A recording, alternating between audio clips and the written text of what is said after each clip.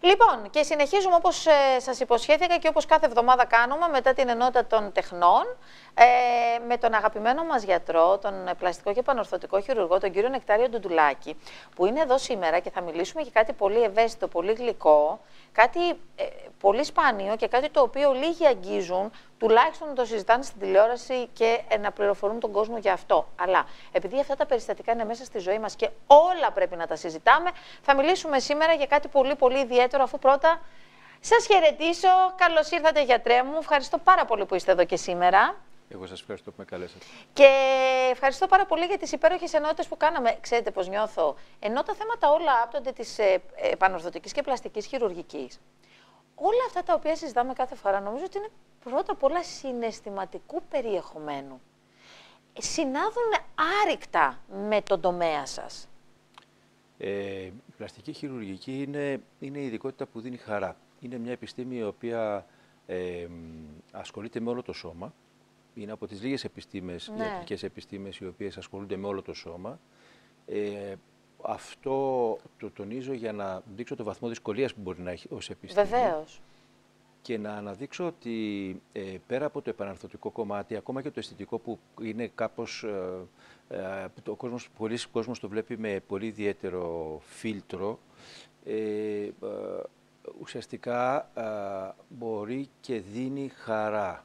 Και στη ζωή ήρθαμε για να χαιρόμαστε, όχι για να υποφέρομαι. Και να τη ζούμε κατά τη δική μου προσωπική άποψη. Και για τη δική μου άποψη. Και χαίρομαι που το μεταφέρετε, γιατί μακάρι όλος ο κόσμος να σκεφτόταν έτσι. Όλοι θα ήμασταν τουλάχιστον πιο ευτυχισμένοι στις στιγμές. Ναι, γιατί ο ένας επηρεάζει τον άλλο. Όταν είμαι ευτυχισμένος και είμαι χαρούμενος, σίγουρα δεν θα κάνω πράξεις ή δεν θα έχω συμπεριφορές οι οποίες θα στεναχωρήσουν κάποιους άλλους. Σωστά. Οπότε αυτό είναι όπως μια κοιλίδα λαδιού που απλώνει πάνω στην επιφάνεια του νερού. Η πλαστική χειρουργική λοιπόν είναι πραγματικά ακουμπά την ψυχή των ανθρώπων και θεραπεύει προβλήματα. Μπορεί να μην είναι το σημαδάκι, μπορεί να μην είναι η μύτη, μπορεί να μην είναι, αλλά μέσω αυτού να ξεκινήσει το πρώτο βήμα για να φτάσουν σε κάποια άλλο σημείο. Μην ξεχνάτε πως έχουμε μιλήσει για τόσα θέματα όπως θα μιλήσουμε και σήμερα. Πέρα από τη μύτη, το μάτι, το σαγό. Πέρα από όλα αυτά, έχουμε μιλήσει για γυναικομαστία, έχουμε μιλήσει για μαστεκτομία που θα μιλήσουμε και σήμερα, για επανόρθωση πολλών πραγμάτων, προβλημάτων υγείας που, αν δεν υπήρχε πλαστική χειρουργική, δεν θα μπορούσαμε και εμείς τα σημάδια από το σώμα και από την ψυχή να τα σβήσουμε. Σωστά. Που μας θυμίζουν κάτι δύσκολο. Σήμερα λοιπόν έχουμε ένα πολύ ιδιαίτερο περιστατικό και δεν θέλω να πω κάτι. Θέλω πραγματικά να μας πείτε εσείς γι' αυτό, γιατί θα δείτε και βίντεο. Ναι. Ξέρετε, βάσει αυτού που σας είπα, έχουμε την υποχρέωση ως γιατροί, να είμαστε κοντά στους συνανθρώπους μας. Ναι. Δηλαδή, ο καθένας που έρχεται και ακουμπάει την ψυχή του, το πρόβλημά του σε εμάς, υποχρεούμαστε να ακούσουμε, να έχουμε ανοιχτά τα αυτιά για την ψυχή μας και να δεχτούμε αυτό που έχει να μας πει. Να ακούσουμε πραγματικά μέσα από την ψυχή μας, γιατί μόνο έτσι μπορείς να προσεγγίσεις και να δώσεις αυτό που πραγματικά έχει ανάγκη ο άλλος. Οπότε πρώτα είναι το ανθρώπινο κομμάτι, όπως πολύ σωστά το θέσατε, και μετά στη συνέχεια είναι η χειρουργική πράξη, η τεχνική, η τέχνη, αυτό που είναι η πλαστική χειρουργική. Στην προκειμένη περίπτωση έχουμε να αντιμετωπίσουμε ένα περιστατικό το οποίο είναι ιδιαίτερο, δεν είναι σπάνιο όμως, με την έννοια δηλαδή ότι συμβαίνει παντού στη φύση, σε όλα τα πλάσματα της φύσης, να υπάρχει, να γεννιέται μία ψυχή μέσα σε ένα λάθος σώμα. Ναι. Και αυτό το βλέπουμε στη φύση, η οποία το αποδέχεται. Δεν υπάρχει, δηλαδή, το κατηγορώ ας πούμε, που υπάρχει μεταξύ των ανθρώπων, γιατί εσύ είσαι διαφορετικός. Η διαφορετικότητα μας έχει κάνει και στο να εξελιχθούμε για να φτάσουμε, ας πούμε, και επιστημονικά εκεί που έχουμε φτάσει. Βέβαια. Δηλαδή κάποιος έφυγε από την Αγέλη και είπε όχι, αυτό που κάνουν όλοι είναι ίσως περιοριστικό, ίσως είναι λίγο, μπορεί να γίνει διαφορετικά, και έτσι πήγε την επιστήμη λίγο πιο πέρα. Άρα λοιπόν το να είσαι διαφορετικός δεν είναι κάτι κακό. Πρέπει να είμαστε έτοιμοι να αποδεχτούμε, ας πούμε, τους ανθρώπους για αυτό που είναι ο καθένας, γιατί ο καθένας θα πρέπει να κρίνεται βάσει της συμπεριφοράς του και όχι βάσει της ιδιαιτερότητάς του ή της προτίμησης, της σεξουαλικής προτίμησης που μπορεί να έχει. Γιατί αυτό το κάνει στο κρεβάτι του, και αυτή τη στιγμή την οποία δεν το κάνει δια της βίας πάνω σε κάποιον ή σε κάποιον ανήλικο, που δεν μπορεί έχει, να κάνει ό,τι θέλει. Να κάνει ό,τι βέβαια, θέλει. Βέβαια. Αρκεί να είναι ευτυχισμένος αυτός και ο άνθρωπος με τον οποίο συνευρίσκεται. Έτσι λοιπόν, κάνοντας αυτό τον πρόλογο, θα ήθελα να ενημερώσω δηλαδή, τους τηλεθεατές μας ότι το σημερινό περιστατικό είναι λιγάκι ιδιαίτερο, υπό την άποψη ότι έχουμε έναν άνθρωπο ο οποίος γεννήθηκε σε γυναικείο σώμα και το οποίο δεν μπορεί να το αποδεχτεί, γιατί δεν είναι το σώμα, είναι το δικό του, εκεί σώμα. που ανήκει η ψυχή του, ακριβώς.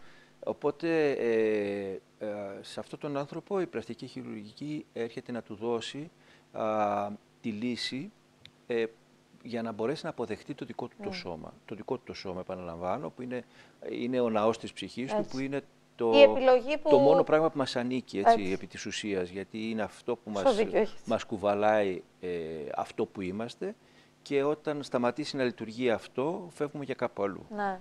Οπότε ουσιαστικά είναι το μόνο πράγμα που παίρνουμε με τη γέννησή μας και αυτό που αφήνουμε επί της ουσίας, φεύγοντας από τη ζωή. Εγώ βέβαια θέλω να επισημάνω το ότι αυτός ο άνθρωπος ήρθε και σας βρήκε, σας εμπιστεύτηκε, διότι μια τέτοια διαδικασία και ένα τέτοιο χειρουργείο είναι τόσο ιδιαίτερη υπόθεση, που αφενός πρέπει να βρεις τον άνθρωπο να τον εμπιστευτείς, να τον εκμυστηρευτείς, αφετέρου να βρεις τον κατάλληλο γιατρό που να έχει τέτοια γνώση και τέτοια εξειδίκευση και τέτοια εμπειρία που να μπορεί να φέρει εις πέρας κάτι τέτοιο. Δηλαδή, από τη μία είναι πολύ ιδιαίτερο, από την άλλη είναι ιδιαίτερο τιμητικό που ένας άνθρωπος επέλεξε εσάς, γιατί προφανώς καταλαβαίνει ότι το συναίσθημά σας, οι σκέψεις σας συνάδουν με αυτά που μας λέτε τόση ώρα. Κοιτάξτε, κάθε άνθρωπος που έρχεται και ζητάει και είναι υγιής, βέβαια. Μιλάμε για τα περιστατικά που αντιμετωπίζουμε που είναι επίγοντα περιστατικά, ως πλαστικοί ή ως ιατροί.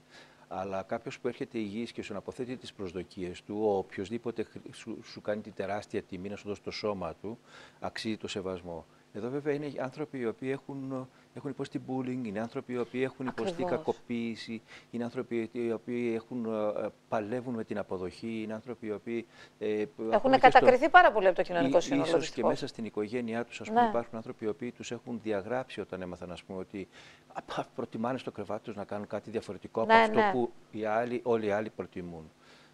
Οπότε δεν ξέρω, δεν θα μπορώ να φανταστώ να λειτουργήσω με διαφορετικό τρόπο απέναντι στους συνανθρώπους μας που υποφέρουν και που ζητάνε τη βοήθειά μας. Βέβαια. Στην προκειμένη περίπτωση, προφανώς πρέπει να υπάρχει μια προεργασία, πρέπει να υπάρχει υπάρχει μια συγκεκριμένη νομοθεσία που πρέπει να ακολουθείτε, που περιλαμβάνει, ας πούμε, μια προετοιμασία ψυχολογική, ψυχιατρική, πιστοποίηση, ας το πούμε, ότι ο άνθρωπος αυτός είναι έτοιμος. Υπάρχει ένα νομικό καθεστώς το οποίο πρέπει και αυτό να αντιμετωπιστεί, γιατί μετά τη φυλομετάβαση προφανώς θα πρέπει να αλλάχθει το όνομα. Και έχει μια διαδικασία αλφα όλο αυτό, έτσι, βάσει νόμου. Αλλά το κομμάτι το συναισθηματικό, το υποστηρικτικό, ας πούμε, της φυλομετάβασης, τουλάχιστον στο ιατρείο, είναι πάρα πολύ σημαντικό. Το να νιώσεις, ας πούμε, όπως είπατε, ότι είσαι σε ένα χώρο που σε αποδέχονται για αυτό που είσαι και δέχονται ότι είσαι ένας άνθρωπος επιτέλους. Δηλαδή έχει 2 κεφάλια, έχει 4 πόδια. Τι ακριβώς είναι αυτοί οι άνθρωποι. Και σε υποστηρίζουν κιόλας, έτσι. Οπότε, να πάμε να δούμε λοιπόν, ναι γιατρέ μου, πάμε λοιπόν να ξεκινήσουμε να δούμε το βίντεο, να δείτε το πρώτο μέρος μέσα από το χειρουργείο ακριβώς. Πάμε να το δούμε και είμαστε εδώ.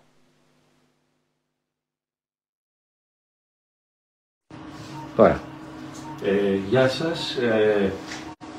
Όπως σας έχω υποσχεθεί, θα σας δείχνω πάντα περιστατικά από άποψη της πλαστικής χειρουργικής, τα οποία χρήζουν ιδιαίτερο ενδιαφέροντος για να μπορεί ο κόσμος, οι άνθρωποι τους οποίους απασχολεί αυτό το θέμα, να ξέρουν ότι υπάρχουν λύσεις. Εδώ έχουμε ένα άτομο το οποίο γεννήθηκε σε ένα λάθος σώμα. Η ψυχή του ανήκει αλλού, όχι σε αυτό το σώμα που γεννήθηκε. Γεννήθηκε με γυναικείο σώμα, ενώ στην ψυχή του κατοικεί ένας άντρας. Αυτός ο άνθρωπος λοιπόν είχε πραγματικά τον ανδρισμό να πάρει την απόφαση και να ζήσει τη δική του τη ζωή, έτσι ακριβώς όπως την ήθελε, αλλάζοντας το σώμα στο οποίο κατοικεί η ψυχή του. Ακούγεται λιγάκι ρομαντικό αυτό, αλλά πραγματικά είναι άξιο θαυμασμού το πώς παίρνετε μια τέτοια απόφαση. Αναλογιστείτε ότι ζούμε στην Ελλάδα, ότι ζούμε σε ένα περιβάλλον και σε μια κοινωνία όπου ο περισσότερος κόσμος είναι ομοφοβικός. Και αυτός ο άνθρωπος εδώ αποφάσισε να πάρει μια απόφαση, αλλάζοντας το σώμα του, αλλάζοντας το όνομά του, αλλάζοντας τον τρόπο της ζωής του, με το όποιο κόστος. Εγώ υποκλίνω. Βρίσκεται λοιπόν εδώ, αν μπορείτε δώστε μου λιγάκι την εικόνα, για να προβούμε σε μια μαστεκτομή, η οποία από τη μια πλευρά θα αντροποιήσει το θώρακα αυτού του ανθρώπου και από την άλλη προφανώς μας δίνει τη δυνατότητα να αποκλείσουμε, εφόσον γίνεται μαστεκτομή, να αποκλείσουμε το ενδεχόμενο ενός καρκίνου του μαστού από την άλλη. Οπότε είναι διτά θετικό το αποτέλεσμα αυτής της επέμβασης. Και είναι και ένα στρέψιμο, γιατί αν κάποια στιγμή αποφασίσει ότι θέλει ξανά το σώμα του με μαστό, έχει τη δυνατότητα να κάνουμε μια αποκατάσταση, πράγμα το οποίο δεν θα γίνει ποτέ, δεν το θέλει, αλλά υπάρχει αυτή η δυνατότητα του πιστογυρίσματος, ας το πούμε. Οπότε ας ευχηθούμε καλή τύχη σε αυτόν τον άνθρωπο, στην καινούργια του εικόνα, να είναι πάντα δυνατός και αποφασιστικός στη ζωή του και να έχει αυτό που πραγματικά περιμένει. Σας ευχαριστώ πολύ που μας παρακολουθείτε. Καλή συνέχεια. Λοιπόν, αυτό είναι το πρώτο μέρος. Σταματήσουμε λιγάκι εδώ πέρα. Βλέπουμε ότι γίνεται μια εισαγωγή από εσάς για να καταλάβουμε και το πώς αισθάνεται αυτός ο άνθρωπος εκείνη τη στιγμή, έτσι. Πώς ήταν η διαδικασία του χειρουργείου? Κοιτάξτε, ήταν τόσο αποφασισμένος, τόσο σίγουρος, τόσο ήρεμος, τόσο γαλήνιος και οι γονείς του ήταν, οι άνθρωποι του περιβάλλοντος του ήταν τόσο υποστηρικτικοί και τόσο πάμε να δώσουμε χαρά, ας πούμε, και να τον δούμε να χαίρεται. Οπότε ήταν κάτι εντελώς καθημερινό, θα έλεγα, για να μην χρησιμοποιήσω το λάθος όρο φυσιολογικό, γιατί δεν υπάρχει φυσιολογικό. Ποια είναι η δυσκολία σε αυτό του είδους το χειρουργείο? Η μεγαλύτερη δυσκολία για εσάς το γιατρό? Κοιτάξτε, δεν υπάρχει κάτι εύκολο και δεν υπάρχει κάτι δύσκολο. Στην πραγματικότητα κάθε περιστατικό είναι διαφορετικό.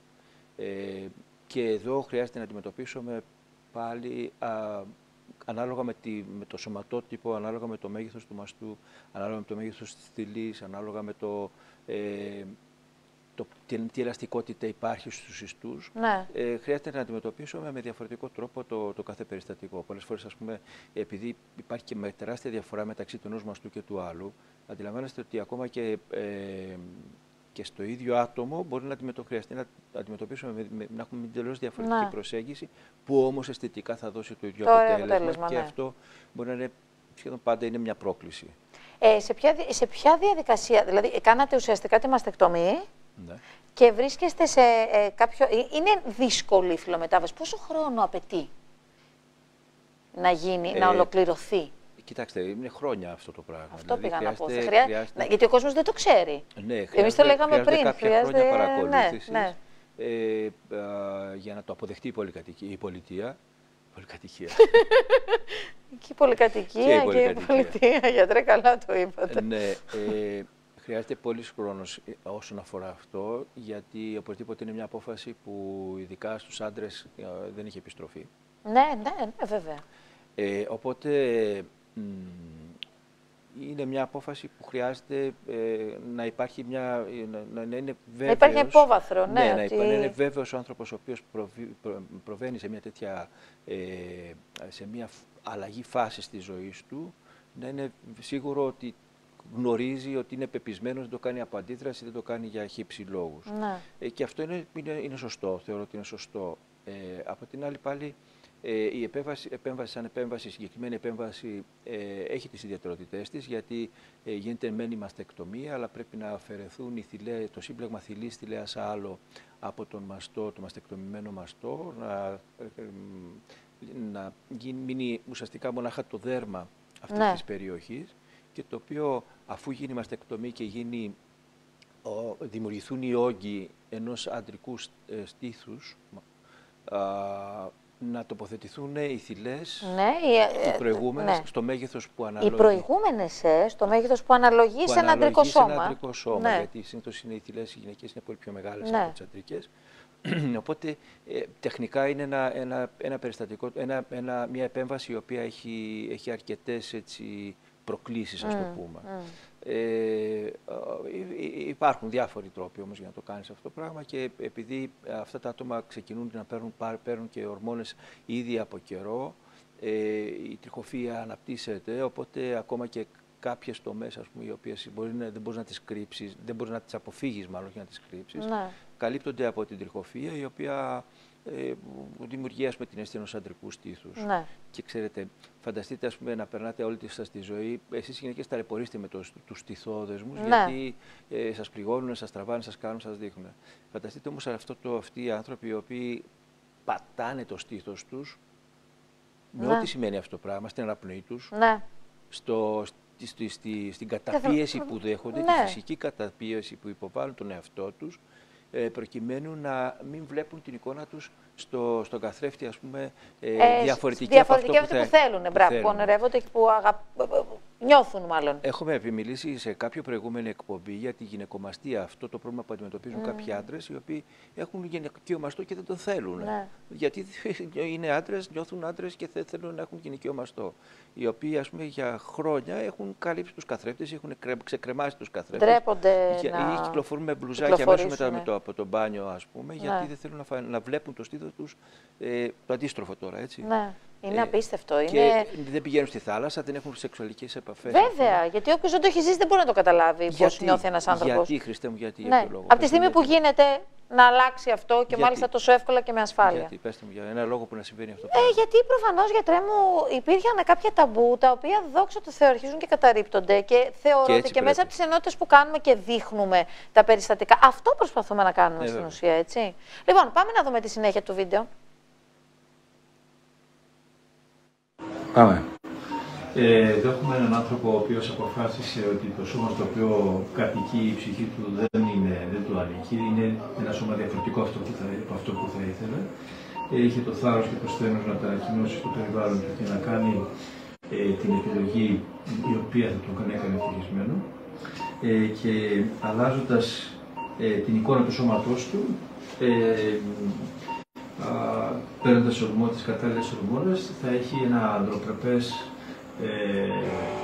σώμα, έτσι όπως θα το ήθελε από τη γέννησή του. Εδώ χρειάστηκε να κάνουμε μαστεκτομή, να γίνει μαστεκτομή, είναι η πρώτη φάση της επέμβασης.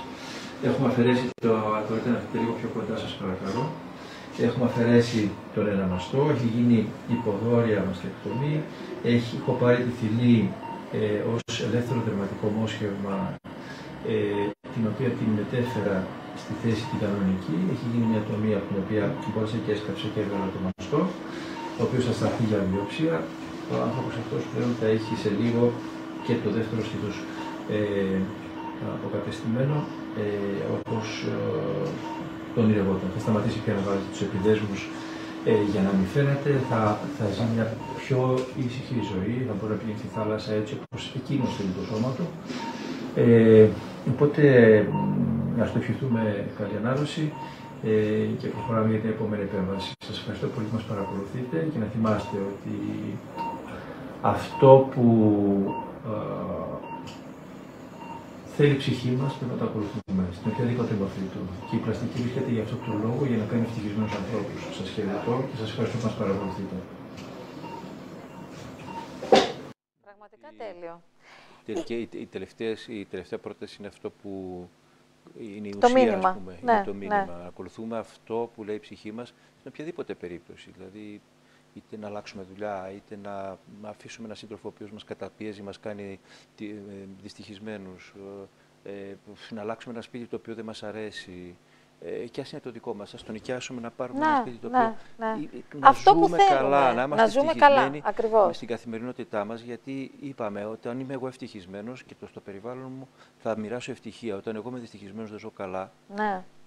Θα προκαλέσω πόνο, θα προκαλέσω δυστυχία και στους υπόλοιπους και δει στους ανθρώπους που αγαπώ. Γιατί εκείνοι, ακόμα και αν δεν τους προκαλέσω εγώ κατευθείαν με τη συμπεριφορά μου τον πόνο, βλέποντάς με δυστυχισμένο, δεν θα είναι ευτυχισμένοι εκείνοι. Γιατί με αγαπάνε γι' αυτό το καλύτερο που θέλουν να είμαι. Ναι. Ο ένας σας βάλει πλάτη στον άλλον να κάνουμε ευτυχισμένο και τον κόσμο το γύρω μας και να αλλάξουμε λιγάκι αυτή την κατήφια που ζήσαμε τα τελευταία χρόνια. Χαίρομαι πάρα πολύ που έχω έναν άνθρωπο εδώ, πέρα από ότι είστε εξαιρετικός επιστήμονας και γιατρός, έναν άνθρωπο πρώτα απ' όλα που έχει αυτές τις ιδέες, τις πεποιθήσεις και τις σκέψεις και τις μοιράζει στον κόσμο και την χάνει να είστε και ένας εξαιρετικός γιατρός, οπότε και εμπράκτος δίνετε χαρά και με τα λόγια σας και με τις πράξεις σας. Και σας ευχαριστώ πάρα πολύ που είστε εδώ κάθε φορά. Καταρχήν χαίρομαι πάρα πολύ που σας βλέπω κάθε φορά, γιατρέ μου αγαπημένοι.